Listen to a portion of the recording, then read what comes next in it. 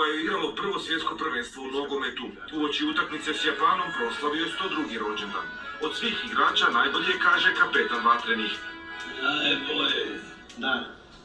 102. Modrić. Kaže da ćemo pobijediti Brazil. Prisjeća se i našeg Branka Zebeca koji je 1954. u Švicarskoj zabio vodeći gol Brazilcima. Sve to pamti njega, nema to doma kada se utakmice, to ništa se nali, sve se prekida i gleda se utakmica. Nažalost, posljednjih godina zdravlje mu se narušilo, pa sada utakmice prati u domu za starije i nemoćne. Samo je rekao, želim svaku utakmicu koja bude gledati. To mi osigurajte, inače neću biti ovdje.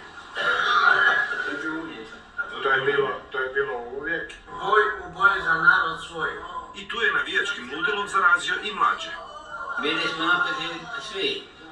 Napete smo gledali, jer svaki puta mogao biti gol. Golove za našu pobjedu daće dva iskusna igrača. Perišić, tako, Perišić će zabiti. Kramarić, da. Najstariji navijač Vatrenih vjeruje da Hrvatska može do kraja, a obranu naslova pratit će, poručuje Nikola, i 2026. Plaćemo pobjedu, plaćemo pobjedu, plaćemo pobjedu. Mirna, hoćemo svi pobjedu, evo ma što reći, ovo je najbolji poziv za sutrašnju utakmicu.